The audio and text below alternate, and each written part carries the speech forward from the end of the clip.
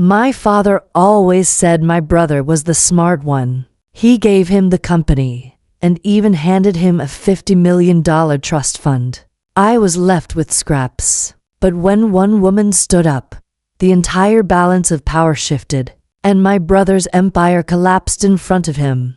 Before we dive into this story, make sure you're subscribed and have notifications turned on so you never miss a tale of justice. And I'd love to know, where in the world are you listening from today? Let me know in the comments. Okay, let's get into it. I grew up in a family where favoritism wasn't whispered about in dark corners or denied in polite conversations. In my family, favoritism was announced loudly and proudly. My father used to look at my brother with a kind of shining pride that I never saw directed at me. To him, my brother was the golden child, the genius, the one destined to carry the family name and fortune into the future. I remember sitting at our long dining table, the kind polished so well you could see your own reflection, while my father clapped my brother on the back and called him the smart one. It wasn't said just once or twice in passing. It became a title, almost like an honorary degree he carried with him everywhere he went. Every time those words left my father's mouth, I felt a quiet sting in my chest,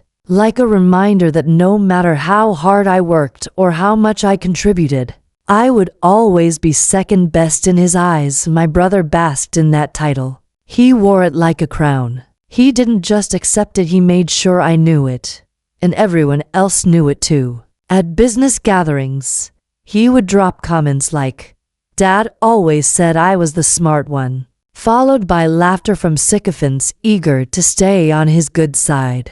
I'd sit there quietly, a polite smile frozen on my face, wishing I had the courage to roll my eyes.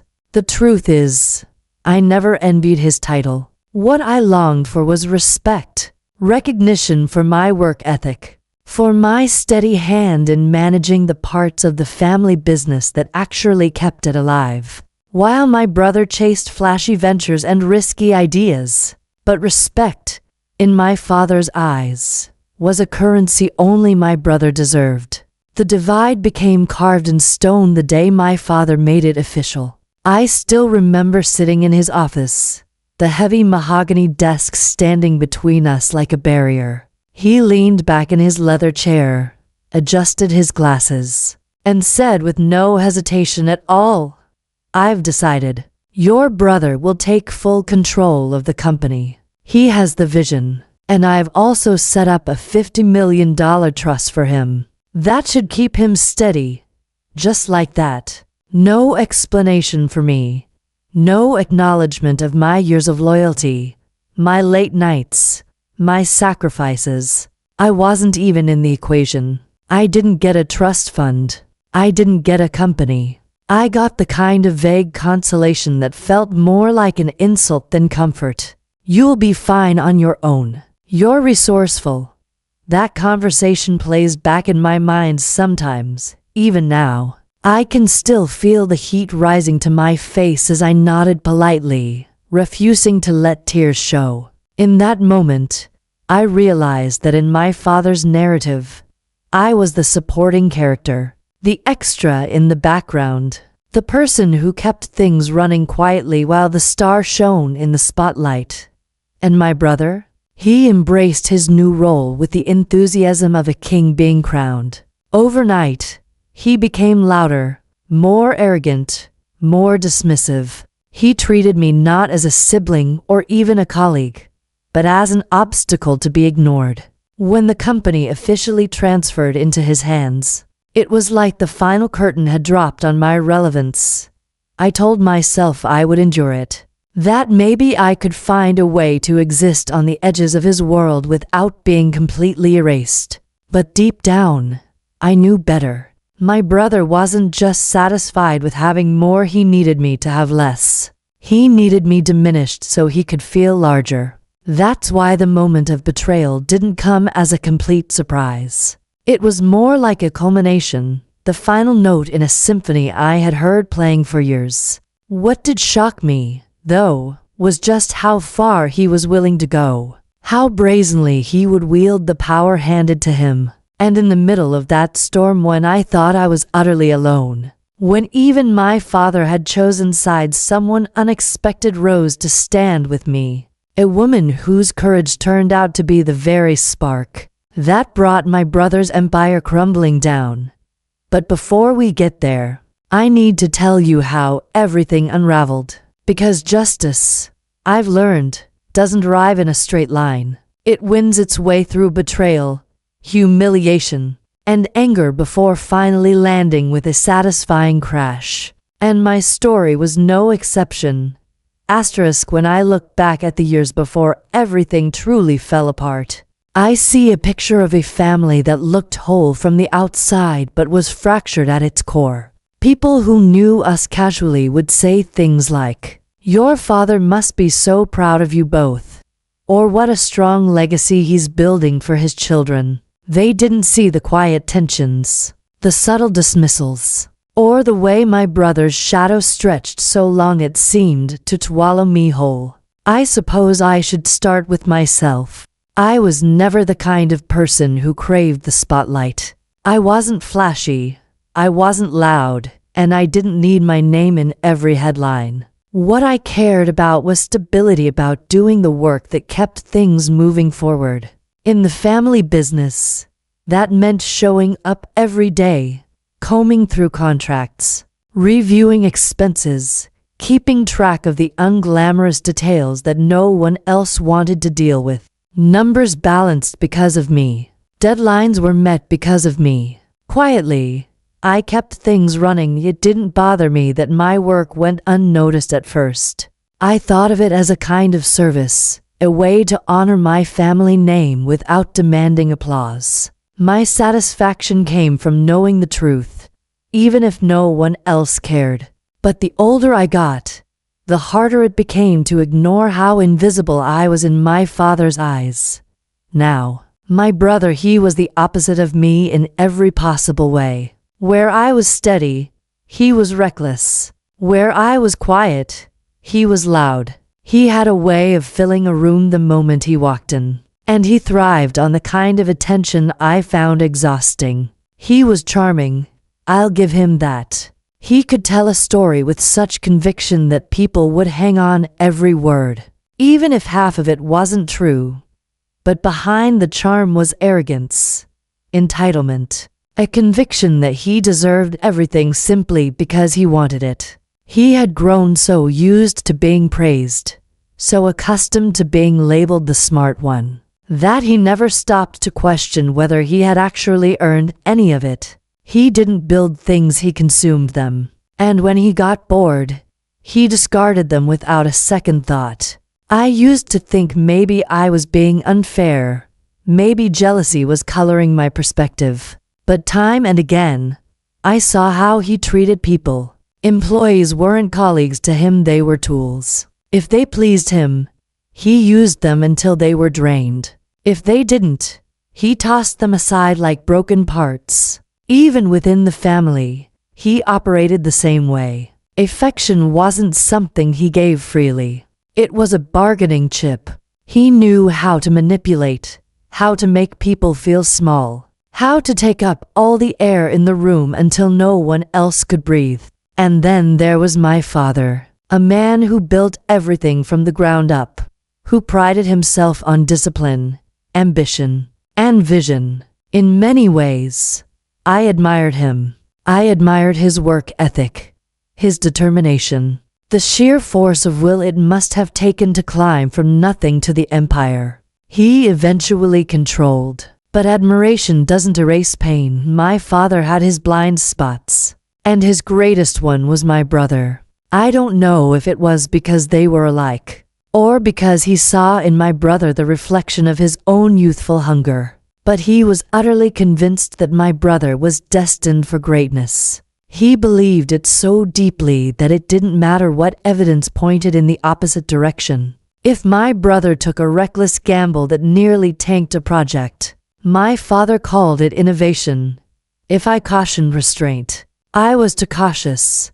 when my brother spent company money on extravagant personal perks. My father waved it away as part of the business world. When I flagged inefficiencies or suggested practical improvements, I was brushed off as too detail-oriented. It was as if we lived into separate realities under the same roof. In his world, my brother could do no wrong, and I could do no right. The first warning signs of the coming storm were subtle, almost easy to dismiss if you weren't looking closely.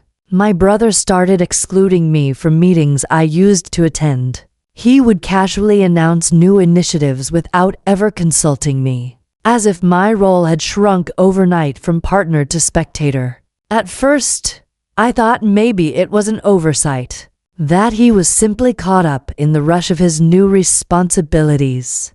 But then came the comments, the mocking tone when he'd ask if I was still stuck in the paperwork, the way he'd pat me on the shoulder in front of others, like I was a child who had earned a gold star for effort but never excellence. He would look right past me when discussing the company's future, as if I wasn't even there. And my father, he said nothing. Sometimes I caught a flicker of discomfort in his eyes, like he knew my brother was being cruel, but he never intervened. Silence, I learned, can be as sharp as words. That was the normal world I lived in before everything came crashing down. A world where I worked tirelessly but went unseen, where my brother basked in a spotlight he didn't deserve, and where my father's silence weighed heavier than any criticism. That was the normal world I lived in before everything came crashing down. A world where I worked tirelessly but went unseen, where my brother basked in a spotlight he didn't deserve, and where my father's silence weighed heavier than any criticism. I didn't know it then, but all of this was leading to the moment that would change everything, the moment my brother would finally cross a line so sharp, so unforgivable, that I could no longer pretend to endure it quietly. It happened on a Thursday morning, one of those days that seemed ordinary at first. I remember driving to the office with the same routine I had followed for years, coffee in a thermos, radio murmuring in the background, my mind already sorting through the day's tasks. I thought I'd spend the morning reviewing quarterly reports, and maybe even catching up on a backlog of contracts. Nothing in me expected the world to tilt that day. The company boardroom was already buzzing when I arrived. The table gleamed under the bright lights, and the scent of polished wood mixed with faint traces of cologne and freshly brewed coffee. My brother sat at the head of the table, leaning back in his chair with the smug ease of someone who believed he was untouchable. His suit was impeccable, his cufflinks glinting as he tapped his fingers against the table. I took my usual seat, files neatly stacked in front of me, and greeted a few board members I had known for years. Most of them nodded politely, though their eyes flicked toward my brother, waiting for his cue before engaging too warmly with me. That was his influence now. He controlled not just the company but the room itself. The meeting began, and I presented a proposal I had been working on for weeks. A conservative strategy to stabilize our profits while slowly expanding into a new market. It wasn't glamorous, but it was solid, safe. It would protect the company's foundation while allowing measured growth. As I spoke, I could see a few heads nodding. For a brief moment, I felt hopeful, and then my brother laughed. It wasn't a small chuckle. It was a loud, derisive laugh that echoed across the table. He leaned forward, eyes glittering with mockery, and said, "That's adorable. Really. You've spent all this time coming up with, what, a plan to keep us crawling like snails while everyone else soars. No wonder Dad always said I was the smart one."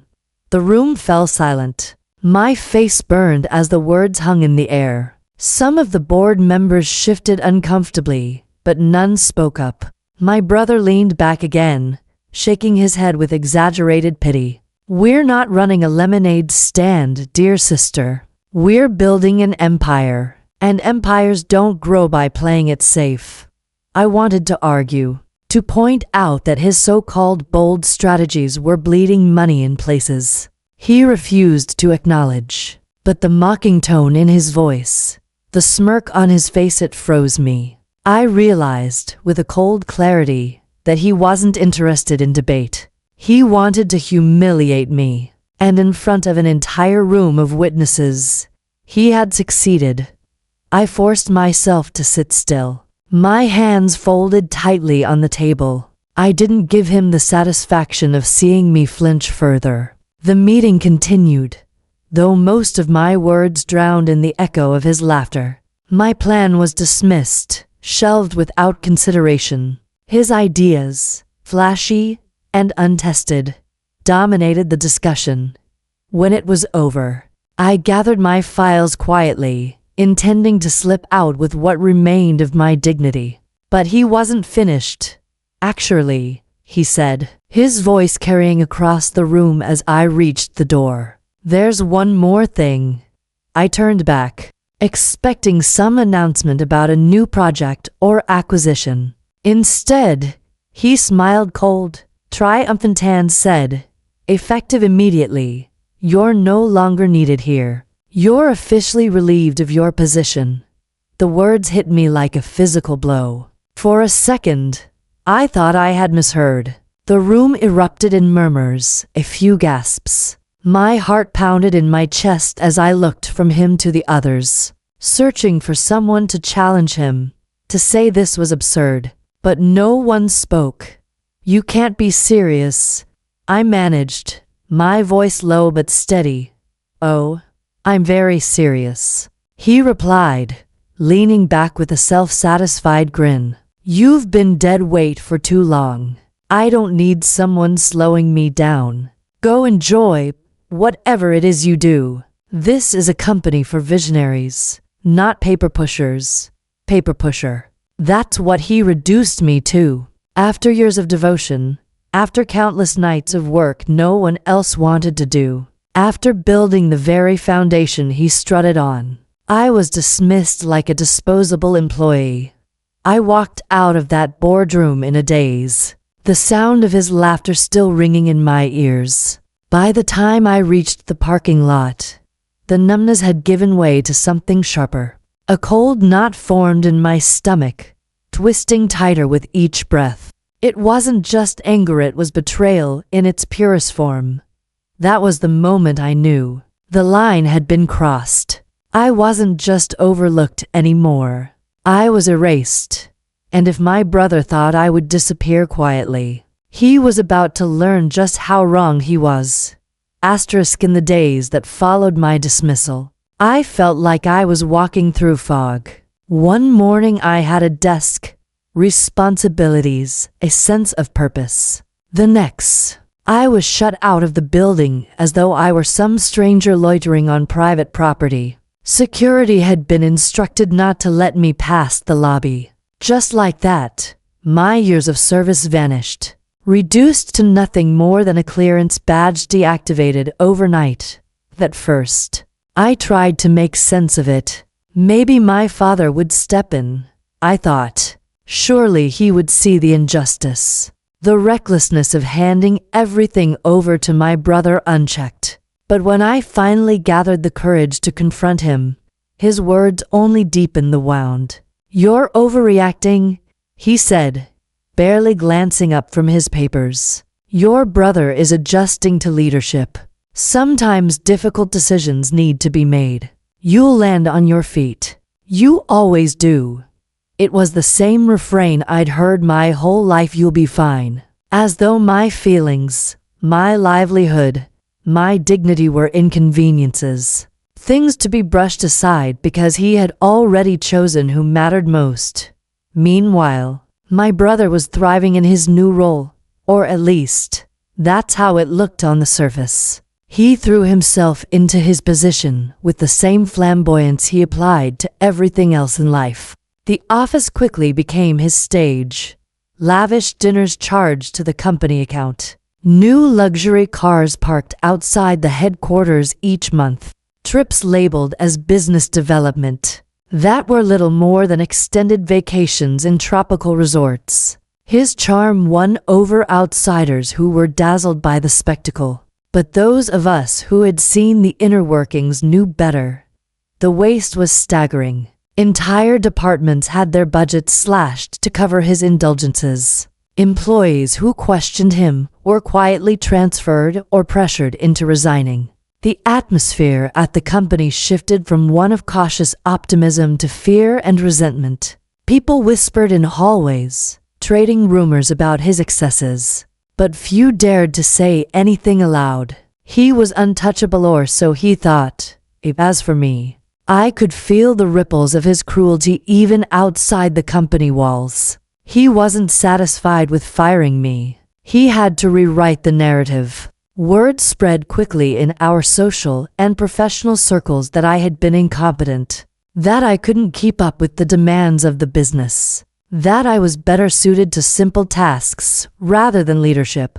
Those rumors didn't come from thin air, they came from him. I heard about them at luncheons, in passing conversations, even in the uncomfortable pauses when old acquaintances ran into me and didn't quite know what to say. My reputation, something I had guarded carefully over the years, was being dismantled piece by piece, and I knew exactly who was swinging the hammer. Every new cruelty from him felt like a deliberate escalation. It wasn't enough that he had the power and the money he needed me diminished, erased. His arrogance had grown into something darker, a hunger to prove, again and again, that he was the winner and I was nothing. One evening, I ran into an old colleague outside a restaurant. She looked at me with a kind of pity that made my stomach churn. "I'm sorry about what happened," she whispered. "But, well, he says you were holding the company back, that you didn't have the vision to match the future." I smiled politely, thanked her, and walked away with my head held high. But inside, I burned. Not with shame this time, no, with clarity. Every word, every lie, every humiliation was building a case against him. Not a legal case yet, but something stronger, a resolve inside me. The more he flaunted his power, the more reckless he became. He wasn't careful about hiding his excesses anymore. He bragged openly about money siphoned into personal accounts, disguised as consulting fees. He mocked long-term employees who dared to voice concern. He treated the company not as a legacy to preserve, but as his personal piggy bank. And all the while, my father stood by, unwilling to see the truth. To him, my brother was still the smart one, the visionary. The more destruction my brother caused, the tighter my father's blindfold became. It was a strange kind of torture. Watching from the outside as something I had helped build was hollowed out by greed and arrogance. Each day, the fog of despair I had felt after being fired gave way to something sharper, harder. Anger turned into resolve. Betrayal turned into fuel. I realized something important during that time. My brother would not stop until he destroyed everything, not just the company, but my dignity, my place in the world, maybe even my sense of self. And if no one else had the courage to stand against him, then it would have to be me. But I wasn't ready yet. Not until he made one final mistake. Not until he pushed too far, targeting someone who, unlike me, refused to remain silent. That someone was a woman who had quietly worked in the company longer than either of us had been alive, and her courage would change everything. Her name was Mrs. Khalid. To most people in the company, she was just the accountant, quiet, precise, and steady. She had worked under my father since the very beginning. She wasn't flashy, she wasn't loud, but she had a spine of steel and a mind that could cut through the densest jungle of numbers. When I was younger, she was the one who taught me the basics of balance sheets. "Numbers don't lie," she would say, adjusting her glasses with a smile. People lie, but the books tell the truth if you know how to read them. My brother underestimated her. That was his first mistake. One afternoon, she requested a private meeting with him. It was supposed to be about expense reports, but word trickled back that the meeting had exploded into a shouting match. I wasn't there, of course, but one of the assistants who overheard told me she had confronted him directly about the creative accounting he had been ordering. He laughed in her face, told her she was old, outdated, and lucky to even have a job under his leadership. He accused her of disloyalty, of trying to sabotage him. And then, in a fit of arrogance, he threatened her, told her she'd be fired if she didn't play along. What he didn't realize was that Mrs. Khalid had already been quietly documenting everything. Every misused fund, every fraudulent transfer, every consulting invoice that led straight to his personal accounts. She had copies of receipts, bank statements, signed authorizations, and unlike so many others, she wasn't afraid of losing her position. I have nothing left to prove, she told him, according to the assistant who heard her. But you, young man, you're proving exactly what kind of leader you are. The next day, she was gone. Not fired, she resigned. And with her resignation came something he didn't expect, a formal whistleblower complaint. She had delivered her files directly to the board of directors. The board couldn't ignore it. Not even my father could. Suddenly, the whispers about my brother's recklessness weren't just rumors. They were backed by hard evidence. Meetings were called. Auditors were brought in. Lawyers started circling. For the first time, my brother looked rattled. I remember spotting him at a family dinner around that time. He still tried to put on his confident act, but there was a tension in the way he clutched his wine glass, the quickness with which he snapped at questions about the business. People are jealous, he muttered, stabbing at his food. They want to see me fail. They're making mountains out of paperwork. But the cracks were there. And then came his second mistake, the one that made everything personal again. Instead of laying low, he tried to divert attention. And how did he do it? By dragging my name back into the fire. He claimed that I had orchestrated the entire situation, that I had colluded with Mrs. Khalid, that I had been bitter ever since my dismissal, and was now trying to sabotage him out of spite. The audacity of it made my blood boil. He wasn't just trying to save himself, he was trying to bury me alive, under the rubble of his collapsing empire. The company's lawyers even reached out to me for questioning. I sat in a long, cold conference room with their sharp suits and sharper eyes as they asked me whether I had been in contact with Mrs. Khalid, whether I had helped compile documents against him. I wasn't involved, I told them firmly. But if what she says is true, then maybe you should be less concerned about me and more concerned about what's happening inside those books. They didn't respond, but I saw it in their eyes. Doubt, seeds of mistrust toward him were already taking root. That night, I sat awake in bed for hours, staring at the ceiling. My anger had crystallized into something sharp and focused. He had tried to erase me. He had tried to ruin my reputation. And now, when his own actions caught up with him, he wanted to use me as a scapegoat no more. That was the breaking point. Not the firing, not the rumors, not even the betrayal of my father's blind faith in him. It was this moment, this attempt to make me carry the weight of his crimes, that drew a hard line inside me. If he wanted a war, then I would give him one. But unlike him, I wouldn't play dirty. I would play smart.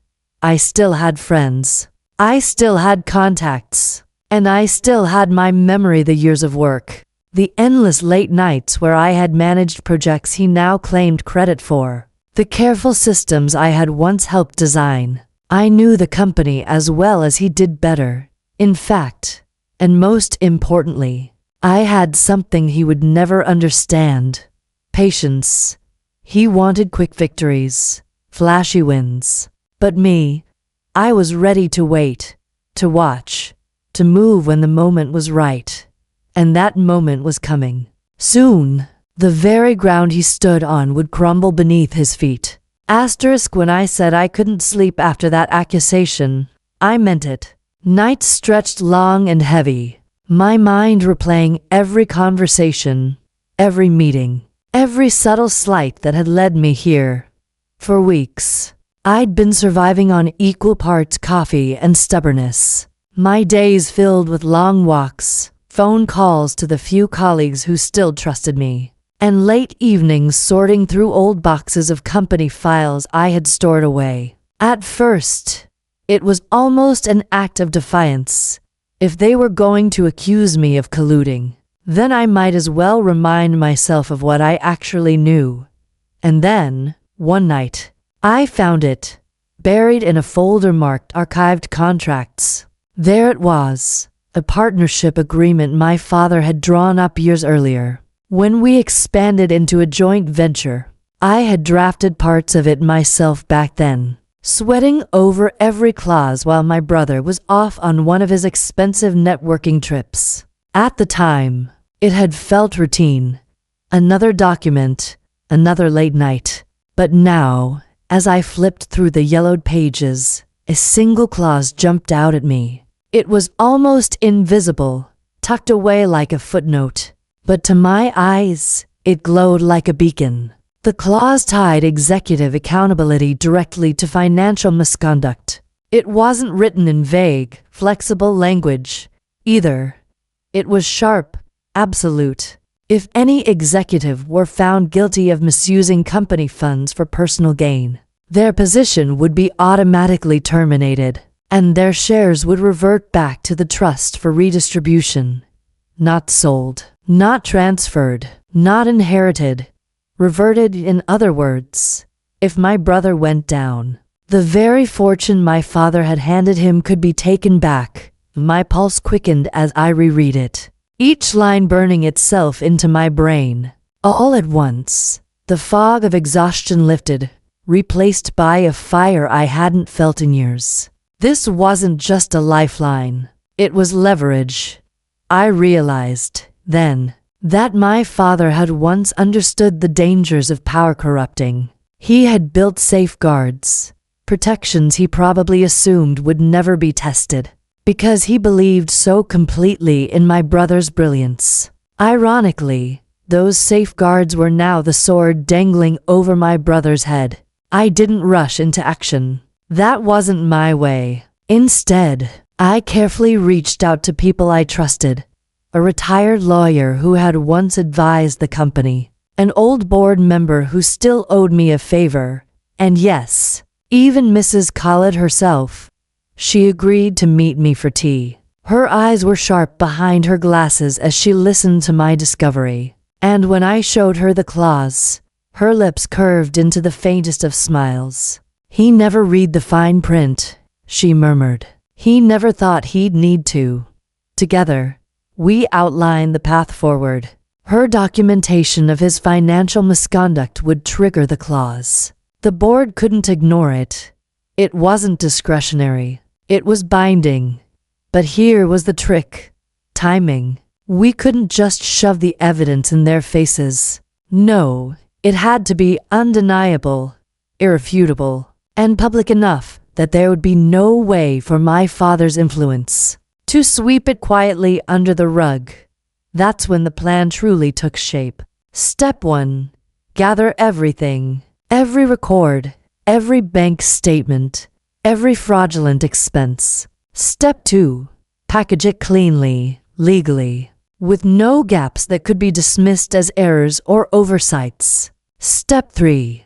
Present it at the board meeting scheduled for the next quarter. A meeting my brother would be chairing, blissfully unaware that he'd be presiding over his own downfall. It was poetic, really. His arrogance had made him blind. He believed he was untouchable.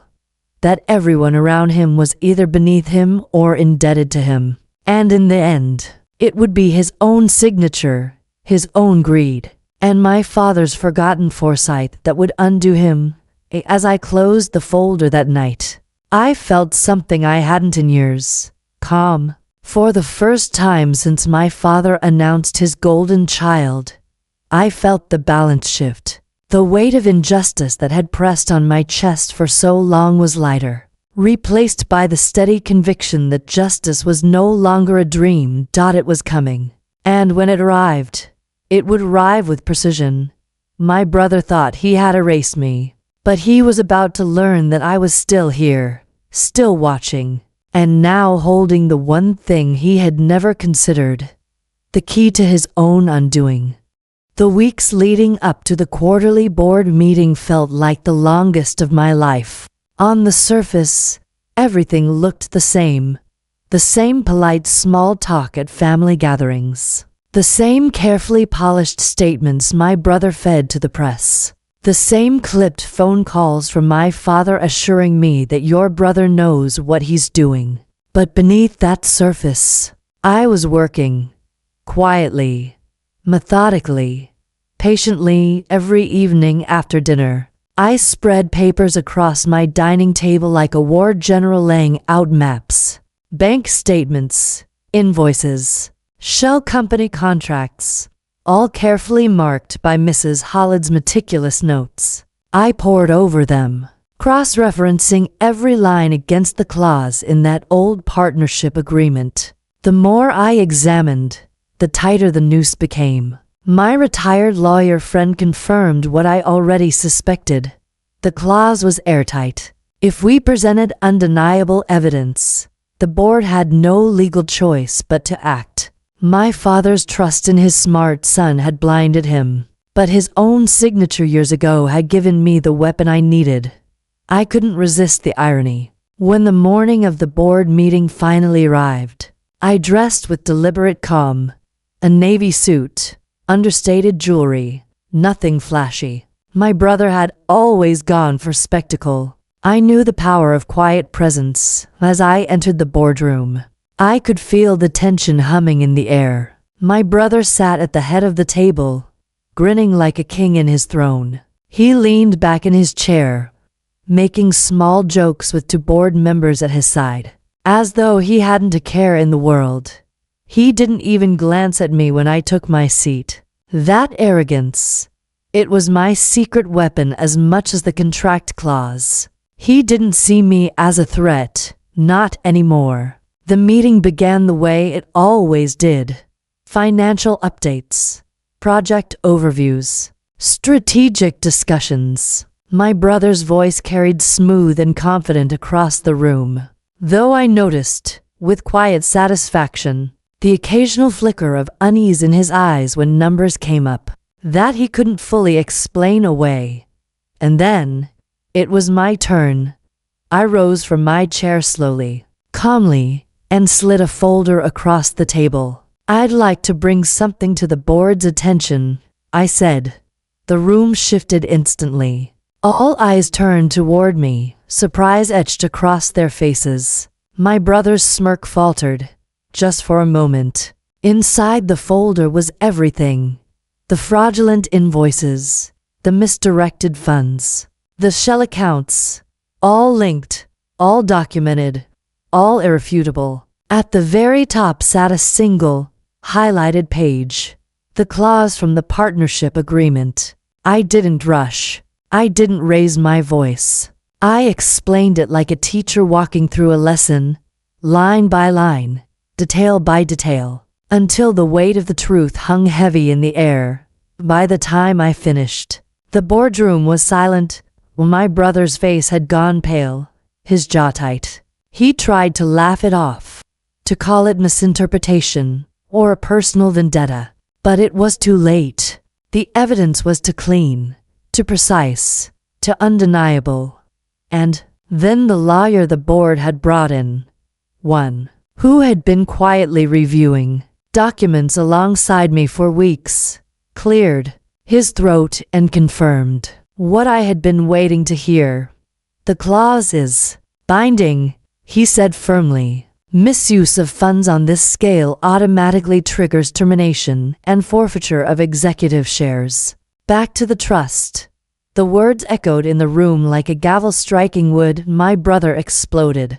He slammed his hand on the table, shouting about betrayal, about how I had always been jealous, how this was all some elaborate trap. He accused Mrs. Khalid by name, called her a traitor, and even tried to invoke my father's authority. But it didn't matter. The tide had turned.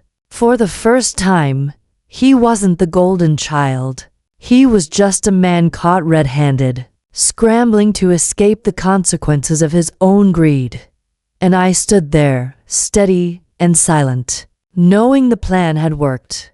The boardroom was chaos. Half the directors sat stunned, their eyes darting between my brother and the damning documents in front of them. The others leaned forward, their expressions sharpening with something I hadn't seen in years. Suspicion. And there, at the head of the table, sat my brother, his face flushed, his confidence shattered, his words spilling out faster than his mind could catch them.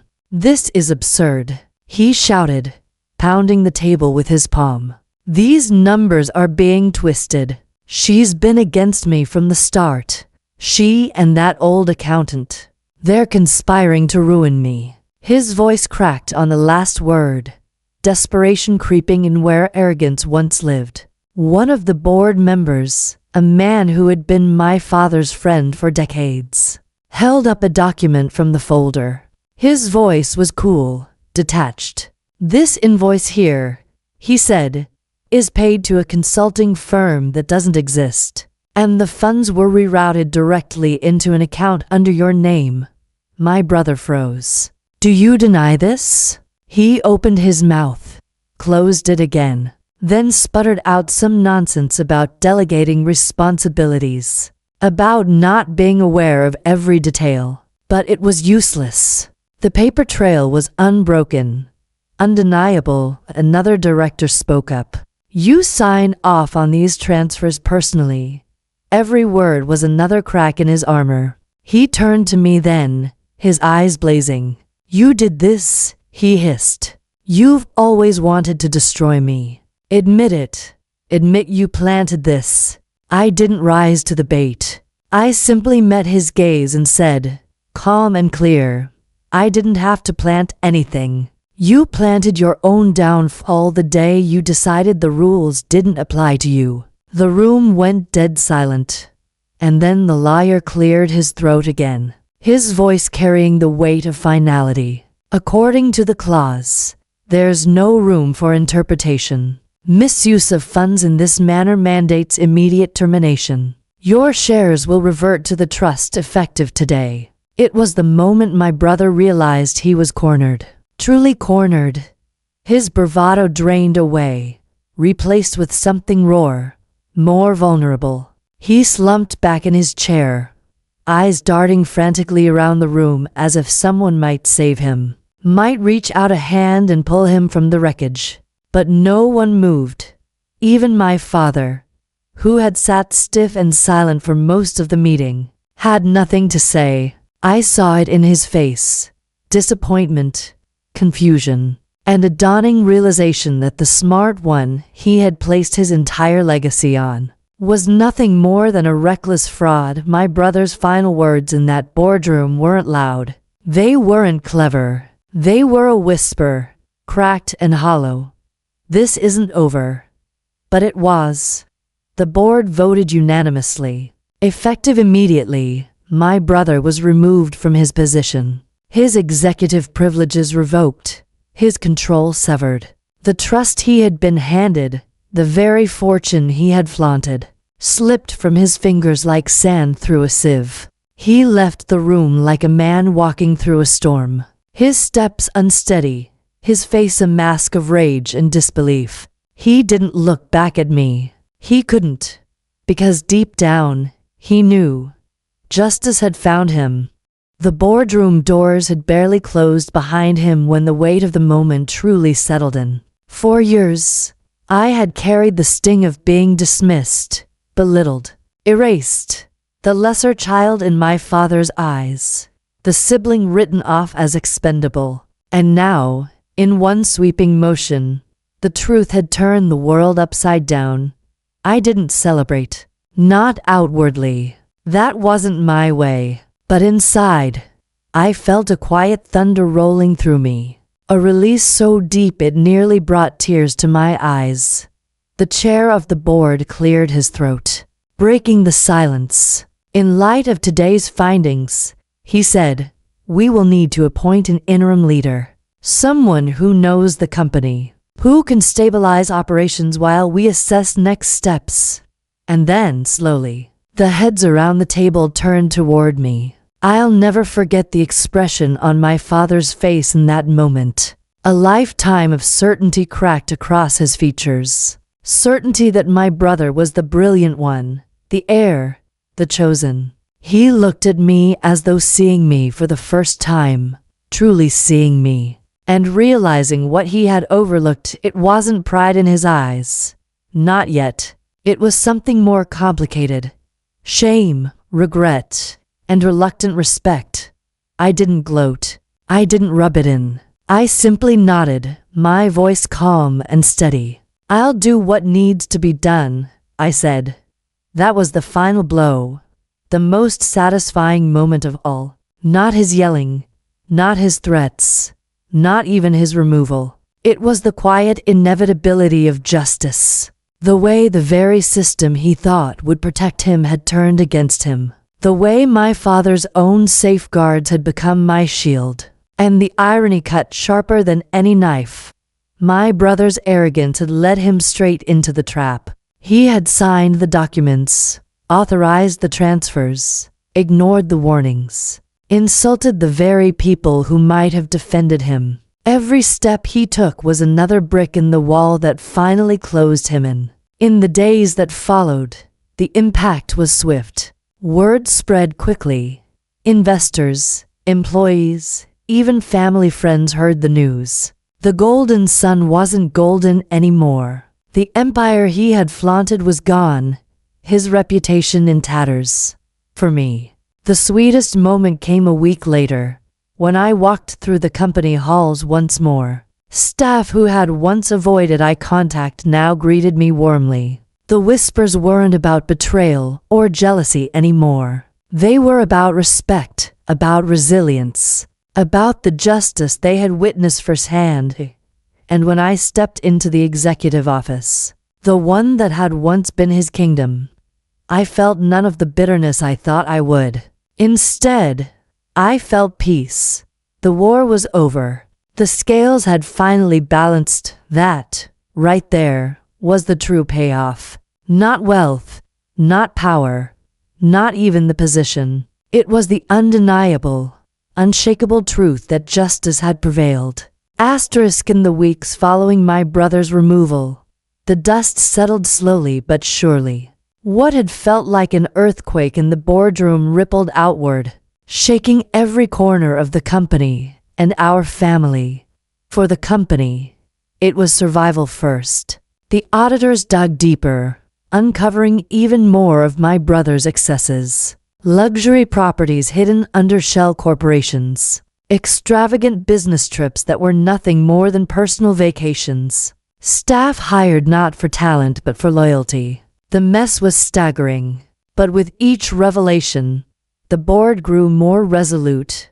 I was asked to step in as interim CEO, a role I accepted not for the title but for stability. Employees needed reassurance, investors needed confidence, and the company itself, my father's legacy, my legacy too, though he hadn't seen it that way before, needed healing. I won't lie, the first weeks were hard. Every decision felt like walking through a minefield of mistrust left by my brother. But I approached it the way I had approached my plan, carefully, steadily, one step at a time. And slowly, the tide began to turn. Departments that had once operated in fear began to breathe again. Clients who had considered pulling out renewed their commitments. The company was alive. For my brother, the aftermath was harsher. He tried to fight the decision in court, of course, hired lawyers, made loud statements to the press about false accusations and family betrayal. But the clause was ironclad, and the evidence overwhelming. His appeals went nowhere. Each failed attempt only drained him further, financially, emotionally, publicly. The trust money, too, slipped through his hands, reverted, just as the contract had stated, redistributed according to the safeguards my father had put in place. The lavish lifestyle he had flaunted, the cars, the trips, the parties, evaporated. Friends who had once sung his praises stopped answering his calls. I heard, months later, that he had moved abroad, chasing smaller ventures, trying to rebuild what he had lost. But it was never the same. His name was tarnished, his reputation beyond repair. For a man who thrived on admiration, that was the harshest punishment of all. As for my father, he was quieter after everything. The booming certainty that had once defined him was tempered with something softer, more fragile. One evening, he came to my office unannounced, carrying nothing but a worn leather folder, the same kind he used to keep contracts in. He sat across from me, his eyes heavy with years I hadn't seen before. "I thought I was protecting the family," he said, his voice low. "I thought I was choosing the stronger child. But I see now, I was blind. I didn't gloat. I didn't scold. I simply said, you did what you thought was right. But in the end, justice has its own way of finding balance." For the first time in years, he smiled at me with something close to pride. That was the real inheritance I had been waiting for. Not money, not titles, not even the company itself, but recognition, respect, a place where my voice carried weight, not because I demanded it, but because I had earned it. Now, when I look back, I don't see myself as the victim anymore. I see myself as the survivor, the one who endured betrayal, injustice, and dismissal, and still found a way to stand tall. The lesson was simple, though it had cost dearly to learn. Arrogance builds castles on sand, but patience lays foundations on stone. My brother had his empire, once, but I had justice, and justice, as it turns out, is the one thing no one can ever take away.